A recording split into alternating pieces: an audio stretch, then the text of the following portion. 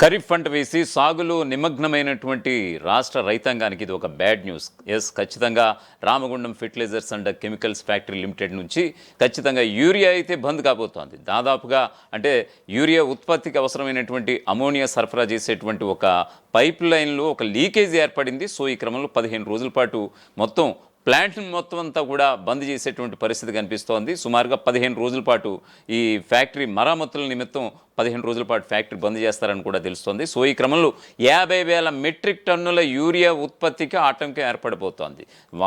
వాస్తవానికి యాక్చువల్గా ఖరీఫ్ సీజన్లో ఆల్రెడీ నారు వేసుకుని విత్తు స్టార్ట్ చేసినటువంటి రాష్ట్ర రైతాంగం ఆల్రెడీ యూరియా కోసం బారులు తిరుగుతున్నటువంటి పరిస్థితి. సో ఈ క్రమంలో రామగుండం ఫెర్టిలైజర్స్ కంపెనీ నిజంగా 15 రోజుల పాటు మూతపడడం అంటే నిజంగా ఇది రాష్ట్ర రైతాంగానికి, మరోపక్క పొరుగు రాష్ట్రంగా ఉన్నటువంటి ఏపీకి కూడా ఇది పరోక్షంగా దెబ్బ.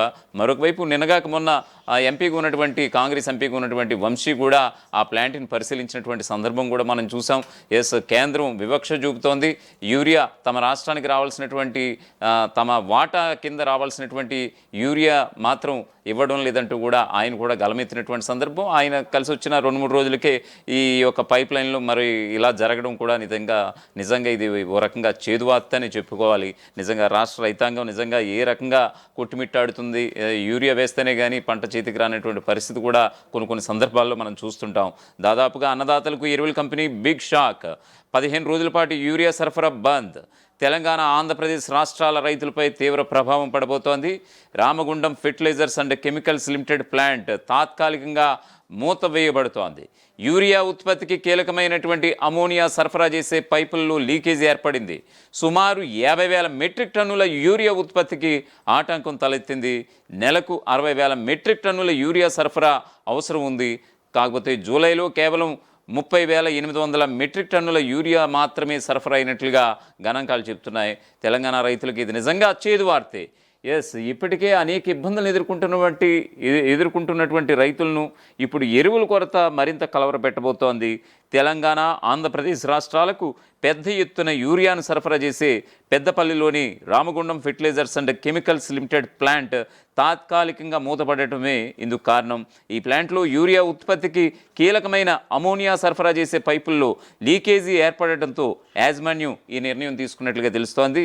పైపుల లీకేజీ సమస్యను పరిష్కరించడానికి ఆర్ఎఫ్సిఎల్ ప్లాంట్ను 15 రోజుల పాటు మూసివేసి మరమ్మతులు చేపట్టబోతోంది అక్కడ ఉన్నటువంటి అధికార యంత్రాంగం. దీనివల్ల సుమారుగా 50,000 మెట్రిక్ టన్నుల యూరియా ఉత్పత్తి నిలిచిపోబోతోంది.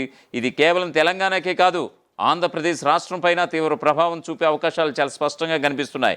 ముఖ్యంగా వర్షాకాలంలో పంటలకు యూరియా అత్యవసరం. ఇలాంటి సమయంలో ఉత్పత్తి నిలిచిపోవడం రైతులపై అదనపు భారాన్ని మోపుతున్నట్లు అవుతుందని అంటున్నారు చాలామంది.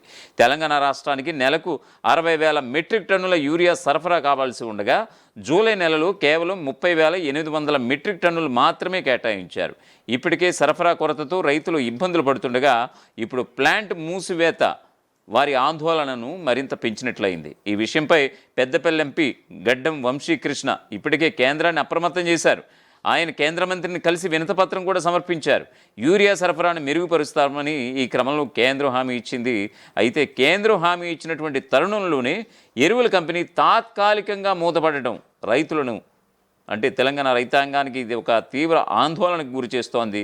ఈ పరిస్థితి యూరియా బ్లాక్ మార్కెటింగ్కు దారితీసే అవకాశం ఉందని, ఇది రైతుల ఆర్థిక భారాన్ని మరింత పెంచుతుందని కూడా నిపుణులు హెచ్చరిస్తున్నారు. రాష్ట్ర ప్రభుత్వం, కేంద్ర ప్రభుత్వం కలిసి ఈ సమస్యను పరిష్కరించి రైతులకు సకాలంలో యూరియా అందేలా చర్యలు తీసుకోవాలని రైతాంగం కోరుకుంటోంది.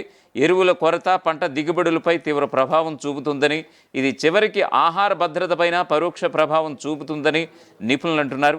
తక్షణమే ప్రత్యామ్నాయ మార్గాల ద్వారా యూరియా సరఫరాను పునరుద్ధరించడం అత్యవసరం అంటూ కూడా చాలామంది చెబుతున్నటువంటి పరిస్థితి కనిపిస్తోంది. వర్షాకాలం సమయంలో పంటల పెరుగుదలకు యూరియా అత్యవసరం. ఇలాంటి సమయంలో ఉత్పత్తి నిలిచిపోవడం వల్ల రైతులు ఎరువుల కొరతను ఎదుర్కోవాల్సి వస్తుంది. మరొక వైపు దీన్ని అదునుగా చూసుకుని బ్లాక్ మార్కెట్ దందాకు కొంతమంది దళారులు తెరదీసే అవకాశం ఉంది. ఎందుకంటే ఇప్పటికే తమ వద్ద అట్టిపెట్టుకున్నటువంటి యూరియా బస్తాల రేట్లు అమాంతం పెంచేసి రాష్ట్ర రైతాంగం నుంచి ముక్కుపిండి వసూలు చేసే అవకాశాలు చాలా స్పష్టంగా కనిపిస్తున్నాయి. సో ఈ యొక్క బ్లాక్ మార్కెట్ దందా పెరిగే అవకాశం ఉందని కూడా రైతులు ఆందోళన వ్యక్తం చేస్తున్నారు. కేంద్రం తక్షణమే జోక్యం చేసుకుని సరఫరాను మెరుగుపరచాలని కూడా వారు డిమాండ్ చేస్తున్నటువంటి పరిస్థితి కనిపిస్తోంది.